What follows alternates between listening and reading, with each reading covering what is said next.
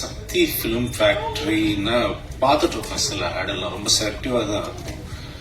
அந்த படம் அவங்க பண்றாங்கன்னா நல்லா இருக்கும் போல இருக்கு, நல்லா பெருசா கொண்டு போய் சேர்ப்பாங்க போல இருக்கு. அது ஒரு நாள் எனக்கு அமையறதுல ரொம்ப தேங்க்ஸ் சார், ரொம்ப தேங்க்ஸ். படம் சரி ஒத்துக்கிட்டேன் பண்ணலாம் அப்படின்ட்டு போனா ஷூட்டிங் ஸ்பாட்ல நின்று யாரும் வேலை செய்யல, ஓடிக்கிட்டே இருக்காங்க. சரி கொஞ்சம் நான் மட்டும்தான் நின்று வேலை செய்யறேன்.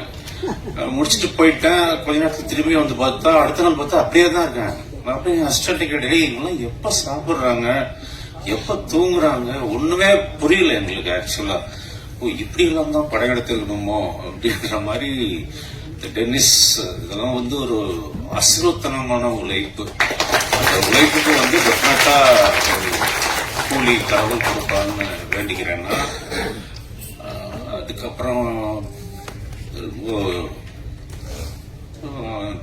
எனக்கு அவர் பர்சனலா தெரியாது, அவர் ஒரு ஆர்டிஸ்ட் மாதிரி கூட இருந்தாரு. அப்புறம் ஒரு நாள் டென்னிஸ் சொன்னார், சார் இவர் தான் ப்ரொடியூசர். சரி. அப்புறம் நிறைய வாட்டி அவர் இங்க வருவாரு. நான் பார்த்து யோசிச்சிருக்கேன், நம்ம இன்வெஸ்ட் பண்றோம், இவங்க எல்லாம் சரியா வேலை செய்வாங்களான்னு பார்க்கலான்ட்டு இருக்காரோ அப்படின்னு. அந்த மாதிரி இல்லாம jokes about is very big support for as.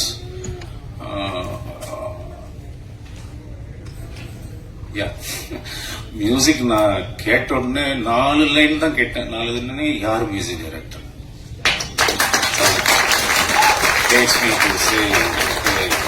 பத்தி கேட்டு யாரும் நல்லா இருக்கீங்க, சவுண்டும் நல்லா இருக்கணும், மியூசிக். இந்த படத்துக்கு ரொம்ப நல்லா மியூசிக் பண்ணி கொடுத்திருக்காரு. அதே மாதிரி technicians, all the people work there really really. Kausalya ma'am எனக்கு சொல்றது, நாங்க அப்படியே பார்த்து சொல்லு ஊத்திருக்கோம்.